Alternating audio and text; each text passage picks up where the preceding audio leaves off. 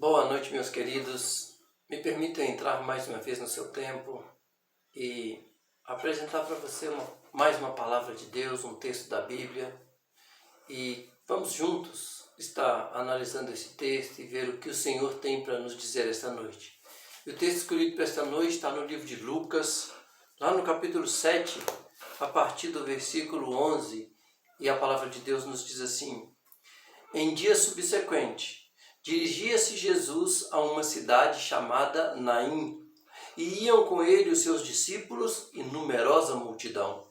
Como se aproximasse da porta da cidade, eis que saía o enterro do filho único de uma viúva, e grande multidão da cidade ia com ela. Vendo-a, o Senhor se compadeceu dela e lhe disse: Não chores.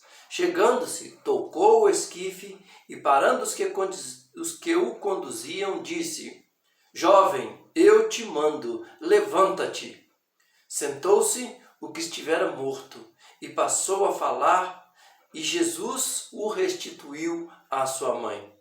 Todos ficaram possuídos de temor e glorificavam a Deus, dizendo: Grande profeta se levantou entre nós, e Deus visitou o seu povo. Essa notícia a respeito dele divulgou-se por toda a Judéia e por toda a circunvizinhança. Um texto maravilhoso, com muitas informações importantes para cada um de nós. Um texto que traz um ensinamento ao nosso coração, principalmente no tempo em que nós estamos vivendo. Quando olhamos para esse texto, nós vemos que Jesus, o texto fala de uma mulher, uma viúva, não tinha marido, obviamente, tinha um único filho, e essa mulher perdeu o seu filho. Jesus estava passando por ali, indo para uma cidade chamada Naim, quando ele depara ali com o cortejo fúnebre. Então ele se compadeceu daquela mulher, se aproximou, tocou no caixão e deu uma ordem no mundo espiritual, deu uma ordem para aquele jovem, trazendo novamente vida àquele jovem.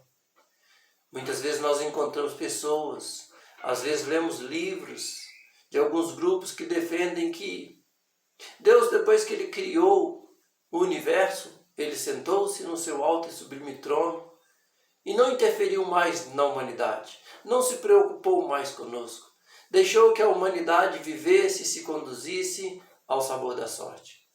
Mas a Bíblia nos mostra que não é assim, que Deus ele se compadece de nós. E aqui nesse texto nós vemos Jesus fazendo isso.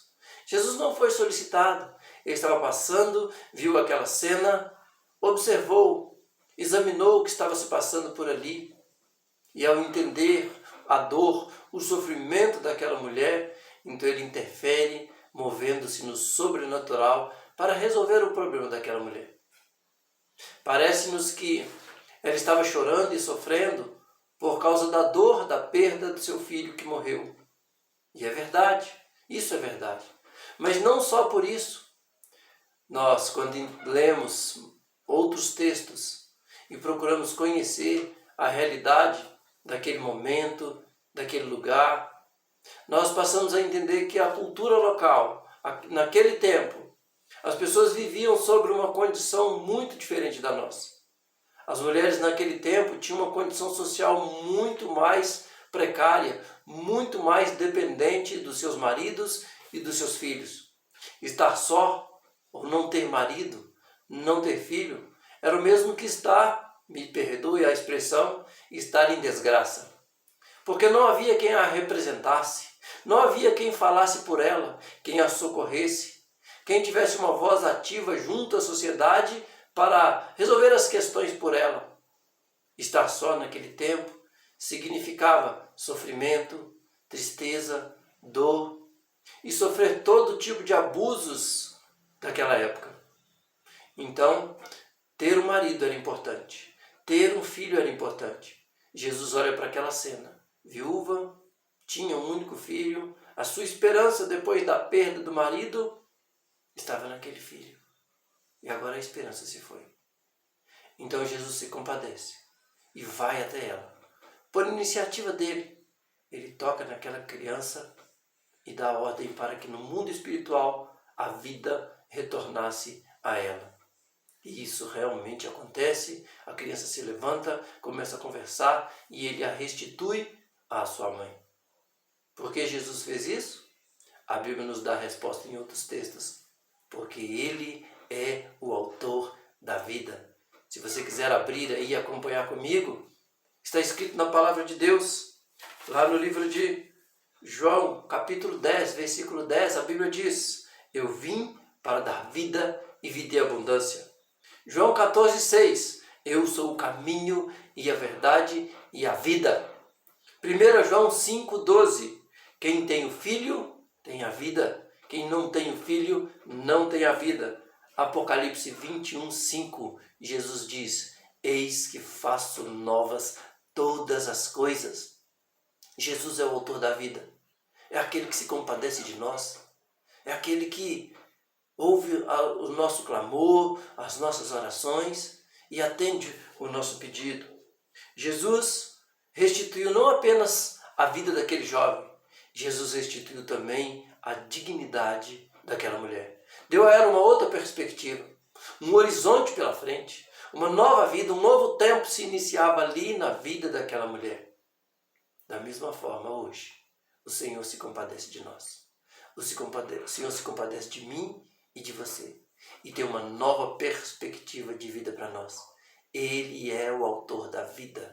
Ele veio para dar vida e vida em abundância. Quem tem Jesus tem a vida. Quem não tem Jesus não tem a vida. Ele é o caminho, a verdade e a vida. Ele é aquele que faz novas todas as coisas. Basta que você creia. Basta que você o busque. Ele está pronto a te responder. E a palavra de Deus nos diz lá no livro de Jeremias 33, 3. O Senhor diz ao meu e ao seu coração: clama a mim e eu te responderei. Em outra versão, invoca-me e eu te responderei. Que essa mensagem fique guardada no seu coração, nestes tempos de pandemia. Muitas pessoas tristes, muitas pessoas amedrontadas. Saiba que Jesus tem cuidado de nós. Ele é aquele que responde ao nosso clamor. E eu quero fechar essa nossa ministração no texto que está lá em Jeremias, no capítulo 29, no versículo 11, que diz assim: eu é que sei que pensamentos tenho a vosso respeito, diz o Senhor. Pensamentos de paz e não de mal, para vos dar o fim que desejais. Então me invocareis e passareis a orar a mim, e eu vos ouvirei. Buscar-me-eis e me achareis, quando me buscardes de todo o vosso coração. Que você possa buscar ao Senhor, porque Ele está pronto para te ouvir o seu clamor e te abençoar, em nome de Jesus. Amém? Que Deus te abençoe.